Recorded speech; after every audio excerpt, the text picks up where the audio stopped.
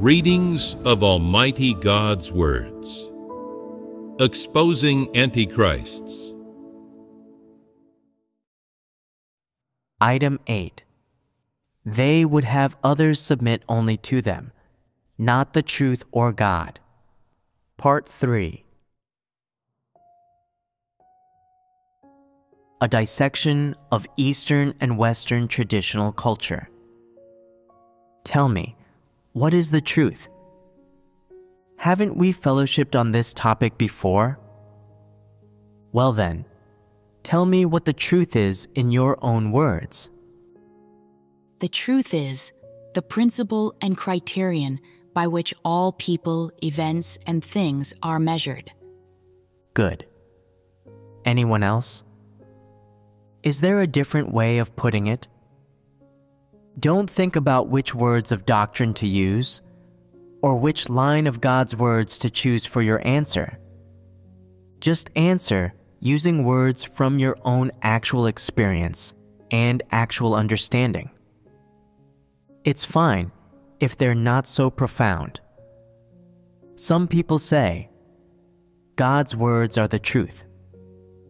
While this is correct, if you are only able to speak these words, but do not understand their actual meaning, then they're just a doctrine to you. Let's go one step further now. What is the truth? What are God's words? What is the essence of God's words? Is the truth the criterion that people produce through thought and consideration? Is the truth the summation of what people have experienced and the knowledge they have acquired, or a kind of social culture, or a traditional culture produced within a certain societal context? Then, is the truth the principles people summarize on their own for their comportment and actions? No, it isn't. So, what exactly is it? How can we specify the principles spoken about here, so that they have a definite meaning and people know it's the truth as soon as they hear it? How can we put this in a way that people feel is succinct and precise? God's requirements for man are all the truth. God's requirements for man are all the truth. That is correct. But how could you say that in an even more exact way? The truth is the reality of all positive things. This was often said before. We often said that God's words, His requirements of man, and the reality of all positive things are the truth. What else is there? The truth is the criterion and path for how people should handle matters and conduct themselves. The truth is the criterion and path for how people should handle matters and conduct themselves. This is also correct. Now put all these aspects together and define the truth in one succinct sentence. God is the truth. God is the truth. This is a little too broad, too general. It needs to be more specific, so that when people hear it, they feel it's a precise definition, not hollow, but quite concrete and practical, and think that it sounds fitting. Try summing it up again. How exactly could you put it more precisely? The above has fellowshipped before that the truth is the criterion for man's comportment, actions, and worship of God. Is that not succinctly put? The truth is the criterion for man's comportment, actions, and worship of God. Why define it as a criterion? How should we understand this word criterion in a literal sense? As a precise principle or rule, it can also be called a regulation. So, what does a criterion refer to? It refers to a standard, precise rule and principle. That is what we call a criterion. The criterion for man's comportment, actions, and worship of God. If these definitions are accurate, then what does this criterion relate to? What does it refer to here? It's as previously defined, the criterion for man's comportment, actions, and worship of God. This is the truth. Now, when someone reads that sentence, could they think, our traditional culture is also the truth? Can this be put under the category of the truth? It cannot.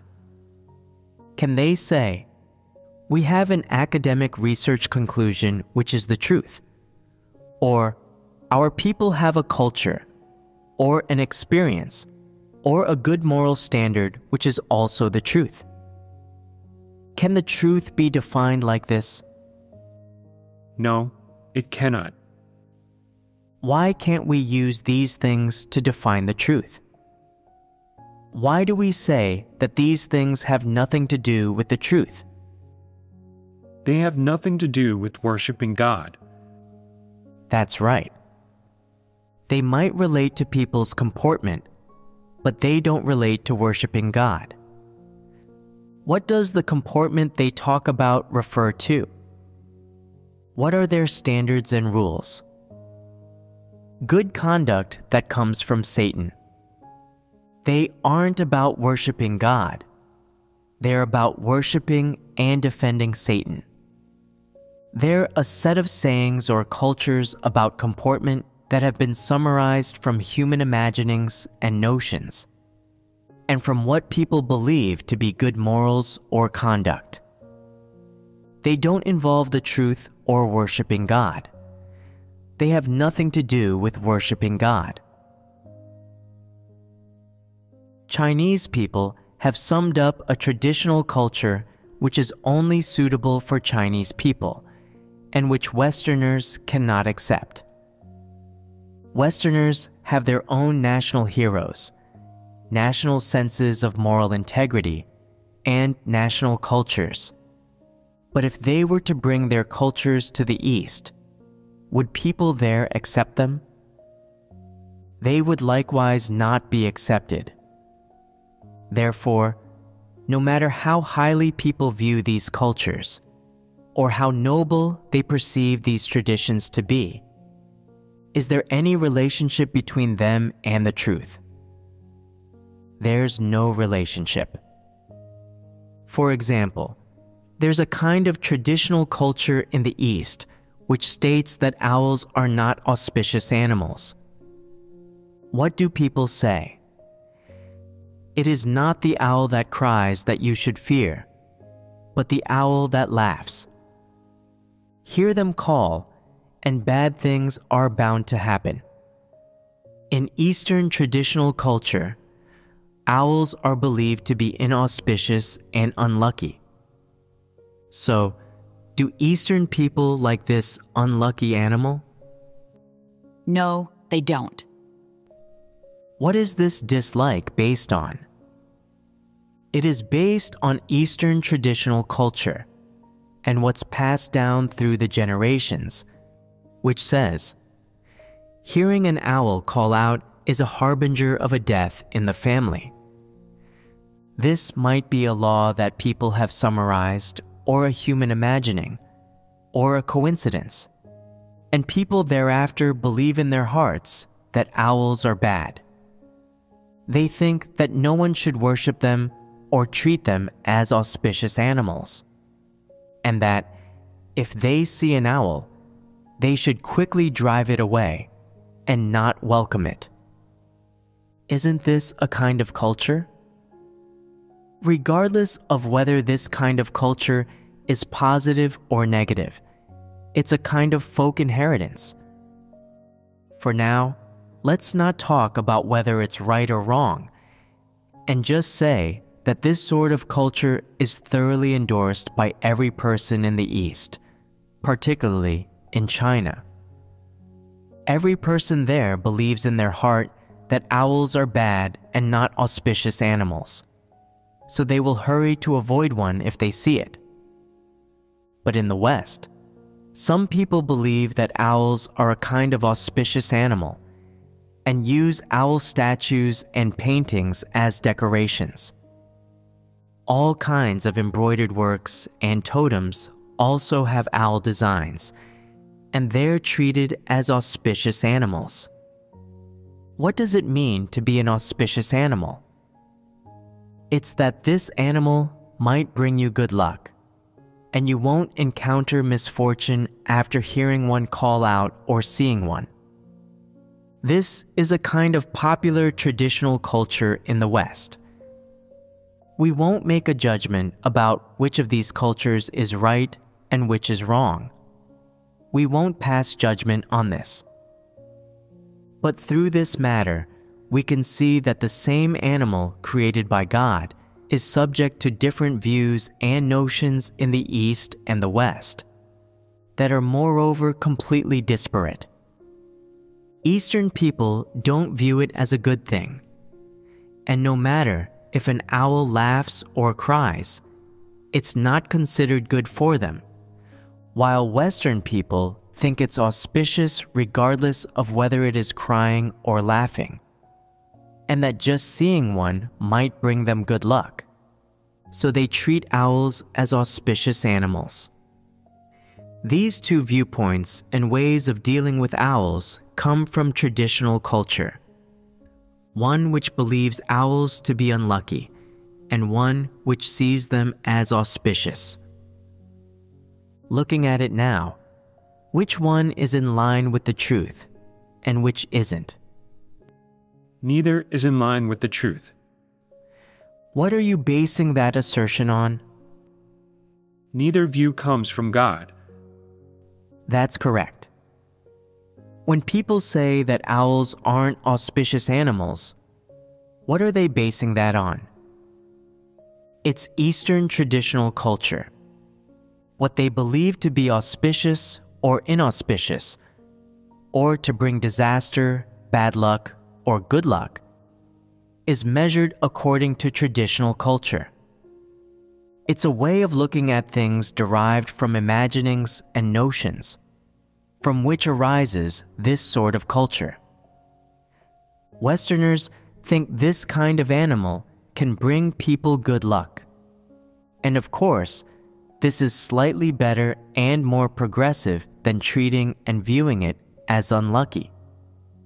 It makes people feel that it's a quite good animal, and at the very least, they'll feel calm and stable after seeing one, which is better than feeling unlucky. But what can you gain from understanding it like this? Can owls really bring you good luck? No, they can't. If you were born in China, could owls really determine your luck? Also no. So, what can you see from this? Regardless of whether you believe this animal can bring you bad luck or good luck, it's just a human belief and notion, not a fact. What does this prove? That traditional culture is not the truth. Correct. No culture is the truth. So how should you treat owls in a manner that is in line with the truth? This touches upon the criterion for man's comportment, actions, and worship of God. What is the criterion here? That is, what sort of perspective you should view this creature from, and how you should treat it when one appears before you, no matter if it is crying or laughing. These things involve criterion. What is the criterion? The criterion is the truth. When it comes to how you should treat an owl, what should you base this on? On God's words. And what does God's word say about dealing with this kind of creature? His words don't specifically say, "You must treat owls correctly and cannot be biased in this matter." You can't say that owls are unlucky, nor that they will bring you good luck. You must treat owls objectively and fairly. God didn't say this. So, what basis do you need to have for your views on owls to accord with the criterion, with the truth? Your basis should be the fact that God created all things. This is the truth. In God's hands, all things have their function, mission, and value in existing. What else? All things are good from God's perspective. Correct. All things created by God are good, have value in existing, and need to exist. As long as something comes from God and was made by Him, then it will never be unnecessary. What does this never be unnecessary mean? It's that it won't randomly bring people misfortune. Could a little owl really randomly bring you misfortune? Wouldn't that make the owl too mighty? Which is higher, man or owl?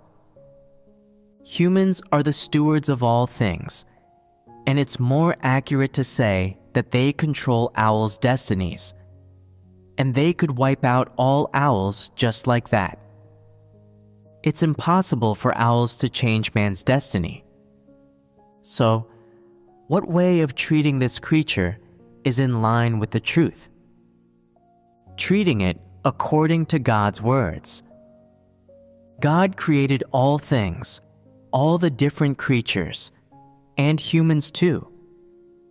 Owls are creatures, so we should approach them according to the perspective that we treat all created beings with. First, we can't casually destroy the laws of its survival.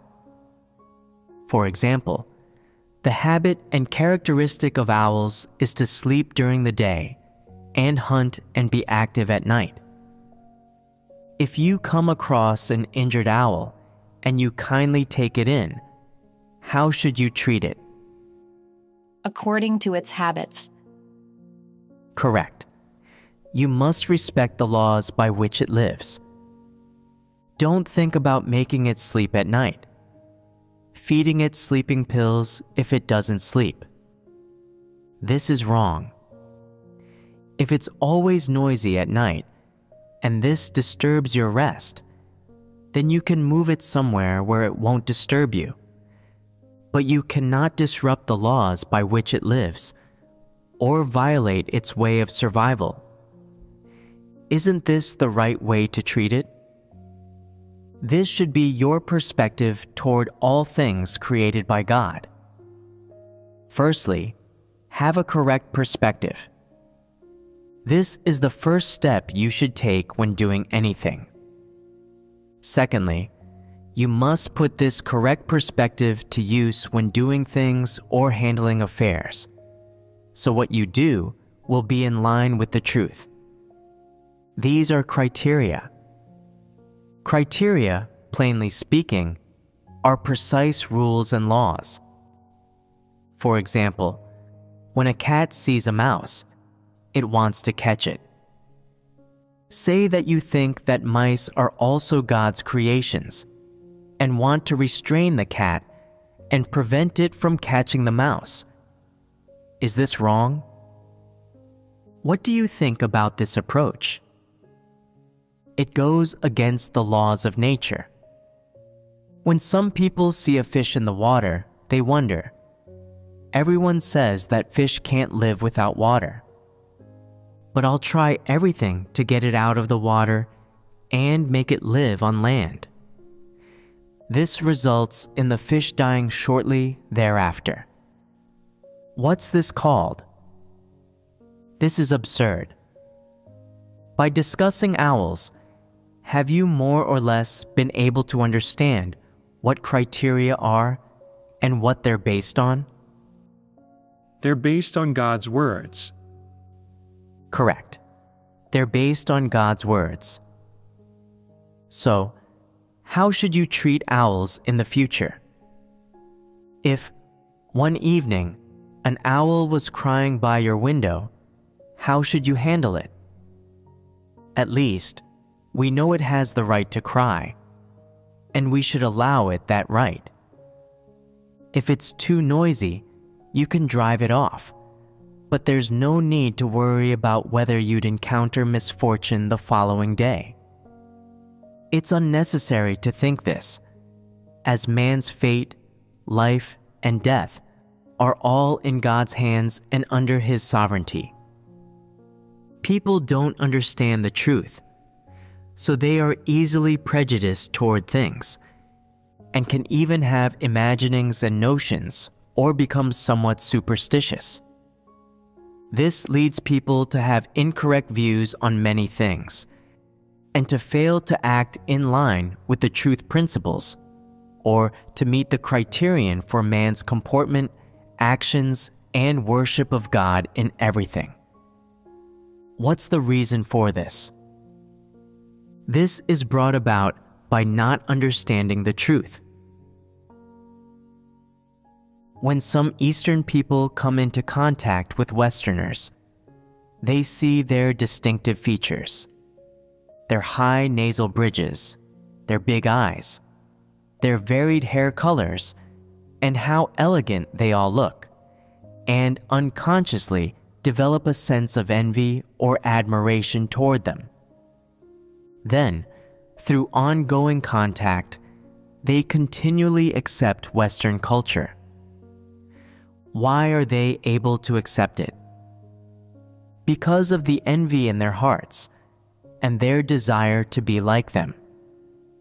They think that appearances are ordained by God and cannot be changed, but that they'd be dignified if they could match Western ways of living, such as how they eat, dress, and the way they use things, as well as their manner of speech, way of thinking, and culture.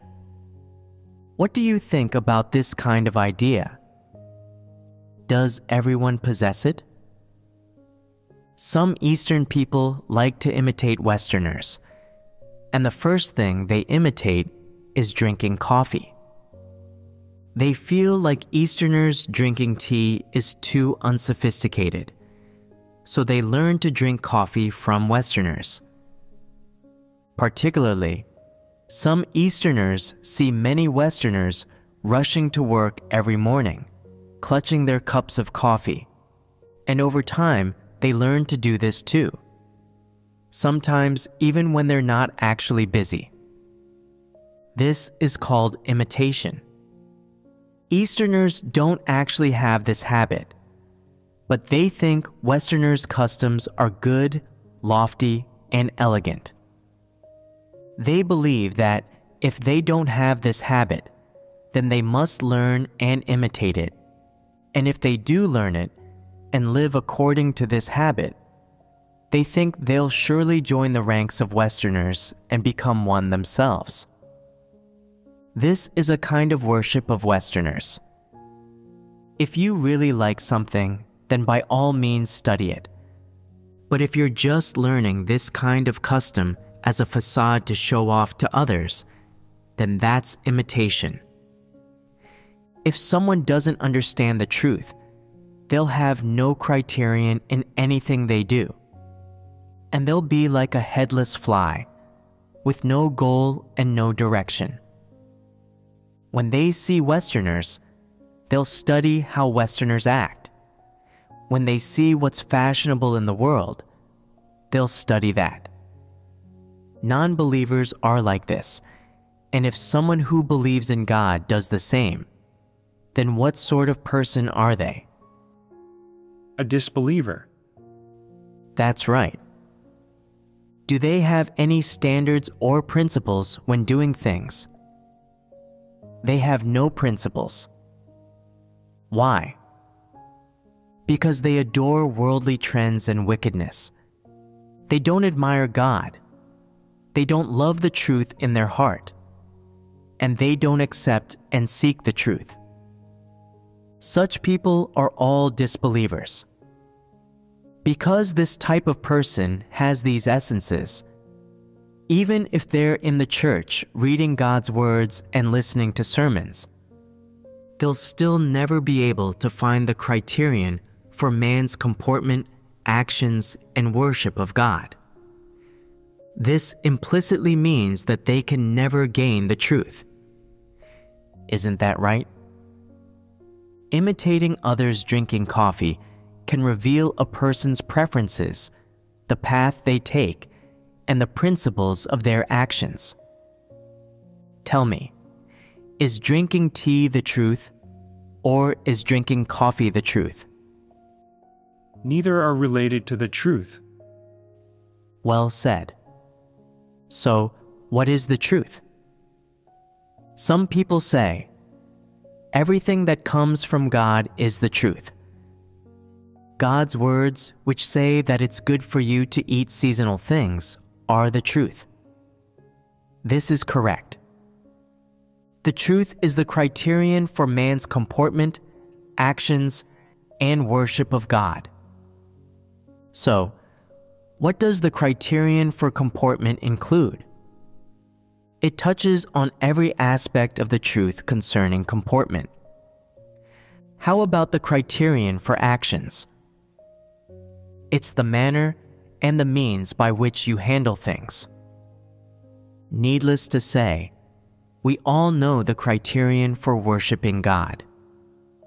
The scope of this criterion refers to these things, and they all involve the truth. Suppose that someone says, "How come you don't like tea?" And you say, "Is me not liking tea incompatible with the truth?" Another person says, "You're in the West, so why haven't you learned to drink coffee? It's so tasteless, not drinking coffee." And you say, "Are you trying to condemn me? Is it a sin to not drink coffee? Is taste the truth?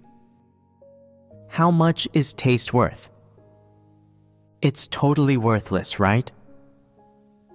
Not understanding the truth is what's really worthless. What should people understand through this example?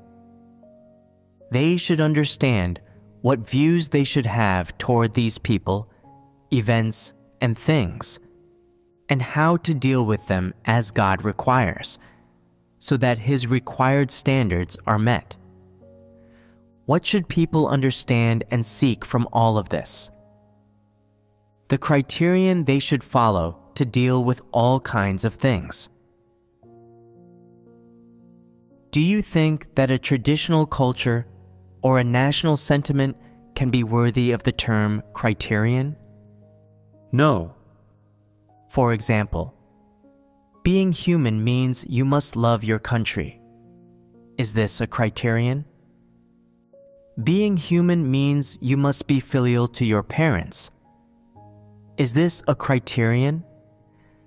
Some also say, women must be virtuous, or women must follow Confucian values.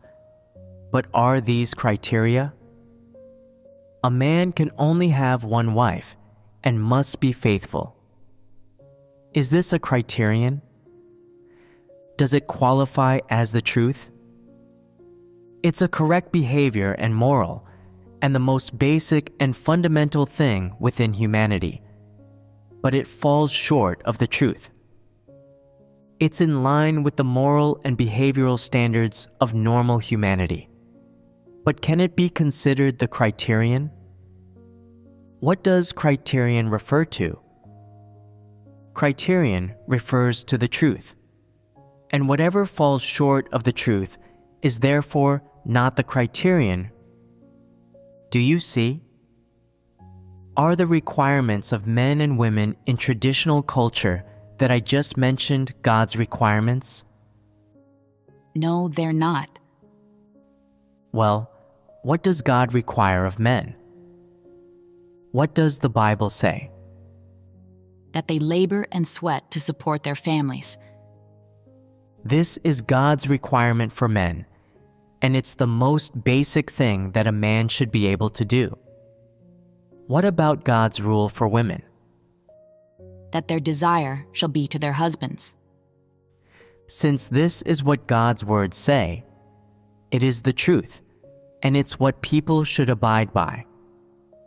Whatever comes from man's traditional culture or moral scriptures, however correct it may be, is not the truth. Why do I say it's not the truth? Because God didn't say it. What God doesn't say is certainly not the truth, nor is that which has nothing to do with the requirements of God's words. What are the standards by which Easterners define women? They believe that good women must first be gentle and virtuous, cultured and refined, cute and petite, and that after marriage, they must take care of everyone else in the family, young and old, without complaint. They're just doormats. This is the image of women created by Easterners. These are the required standards they have for women. Let's look now at what Westerners' required standards are for women. That is, what they educate and advocate through their thoughts and viewpoints. Westerners believe that women should be independent, free, and equal. These are essentially the women's rights that the West advocates for. These rights have a fundamental definition and requirement for women. That is, they present a fundamental concept for a woman's lifestyle and appearance. What is this concept? That women should not be submissive, pitiful, and well-behaved all day long, like doormats. They think this is bad, and that women must be strong and bold. These are required standards for women in the hearts of Westerners. They believe that women don't need to be like puppets, meekly submitting to adversity on a daily basis, waiting for others to scold them or give orders. They think there's no need for this. Westerners advocate for women to be proactive, independent, and courageous in their actions. Of course, what we understand might not be totally commensurate with their thinking, but this is basically the main difference between Eastern and Western women. Which of these two views is correct? Actually, this isn't about right and wrong. Under an Eastern social background, within such a community, you have to live like that. Could you rebel if you wanted to? Within a family, you risk death if you rebel. In the West, you could live as a Western woman does. But no matter how you live, under which social background or in which community, which view is in line with the truth? Neither view is in line with the truth. They both violate it. Why do I say this? Easterners want women to always be well-behaved, to embody the Confucian values, to be virtuous and gentle. For what purpose? To make them easy to control.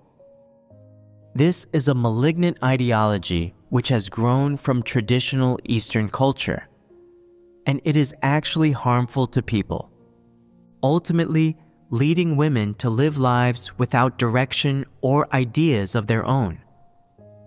These women don't know what they should do, how to do it, or what actions are right or wrong. They even offer their lives to their families, but still feel they haven't done enough. Is this a type of harm to women? They do not even resist when their own rights, the rights they should enjoy, are taken away. Why don't they resist? They say, "It's wrong to resist.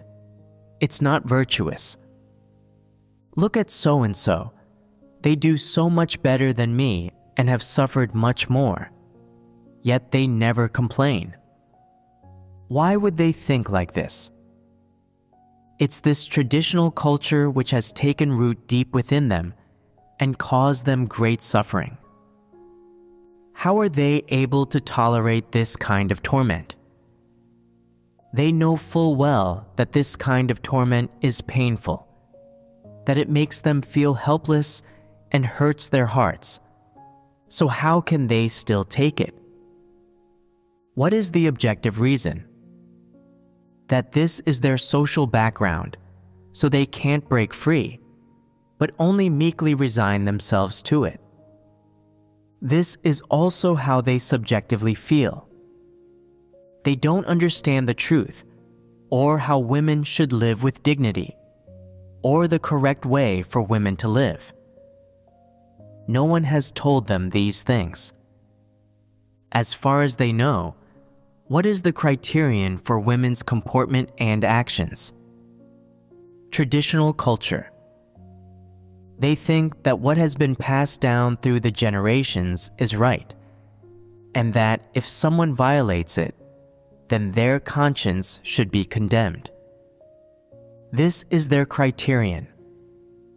But is this criterion actually right? Should it be put in quotation marks? This criterion isn't in line with the truth.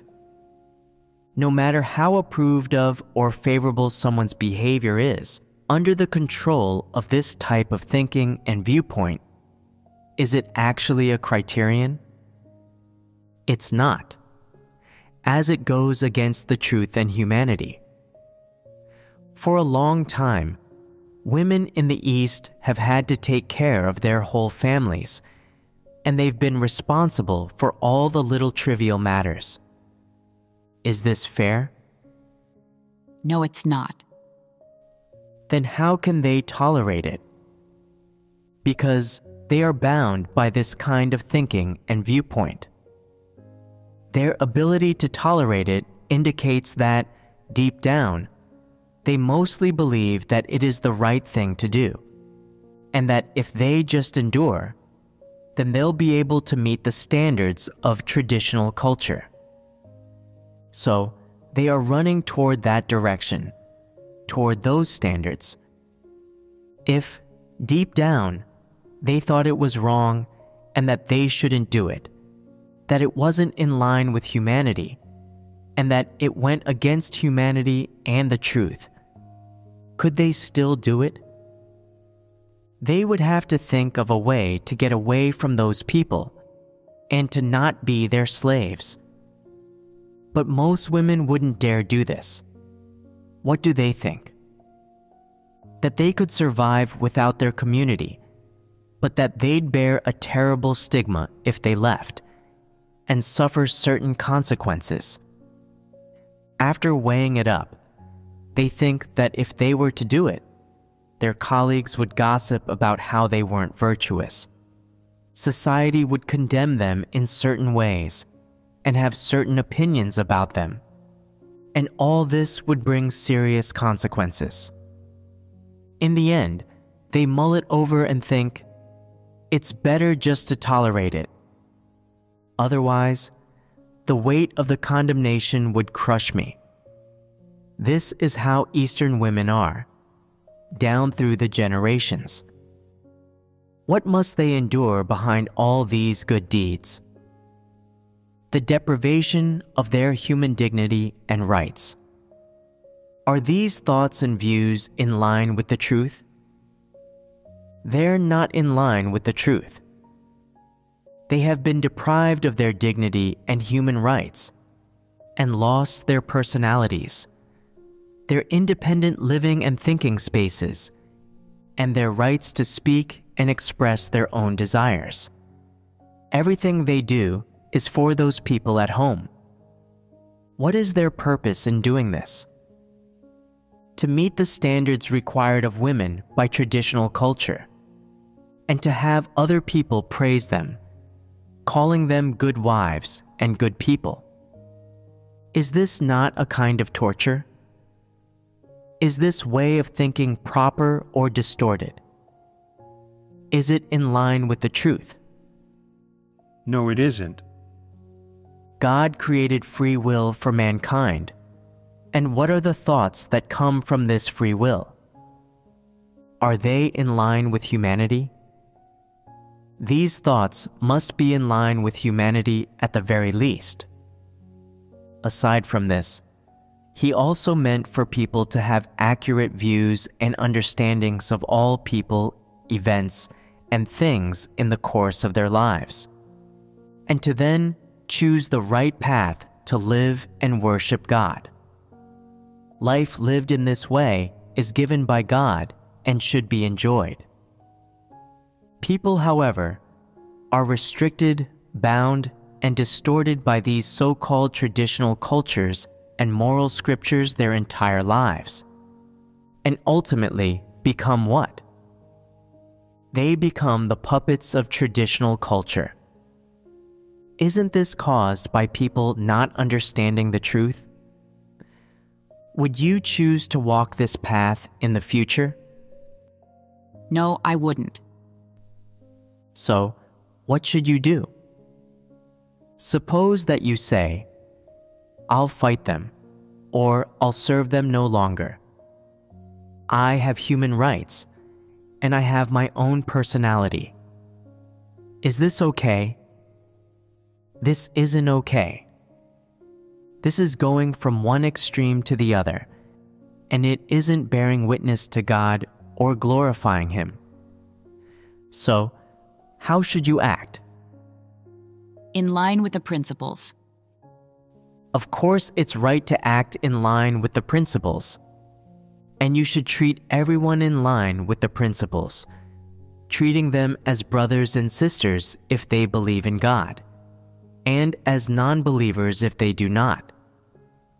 There's no need to wrong yourself, distort your personality, or give up your dignity and rights by sacrificing your life for them. They don't deserve it. There is only one in this world who's worth spending your life for. Who is it? God. Why? Because God is the truth, and His words are the criterion for man's existence, comportment, and actions. As long as you have God and God's words, then you won't deviate, and you'll be accurate in how you comport yourself and act. This is the ultimate effect that God's words achieve on someone once they've been saved. What is the truth is too vast a topic. We just gave a few examples, one of which was how to treat owls. What other examples were there? Easterners imitating Westerners drinking coffee. Easterners and Westerners required standards for women. These are the most obvious examples. So, between Eastern and Western people's views on various things, which is the criterion? Neither involves the truth. They are both human views and opinions. More precisely, they're both erroneous viewpoints and fallacies. They're not criteria. They are Satan's strategies, theories, and philosophies that harm people. Do you understand this matter a little more after fellowshipping on it like this? If I hadn't talked about this, perhaps one day you might have considered imitating Westerners by drinking coffee and eating hamburgers, emulating them. Does that accord with the principles?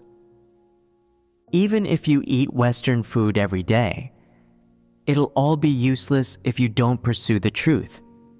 You still won't have the criterion for how to comport yourself. The key is whether you can seek the truth and act according to the principles. This is of benefit to you. Through me, fellowshipping like this, do you have some understanding of the truth and the criteria? Is there truth within people's traditional culture or moral criteria? Is there truth in the moral scriptures? Can you now be certain that God's words are the truth. After confirming His words to be the truth, you have to consider, what are God's words? What are the principles required in His words? What are the criteria that He has told to man? How exactly should they act in order to be in line with God's words? And what are the correct principles for doing this?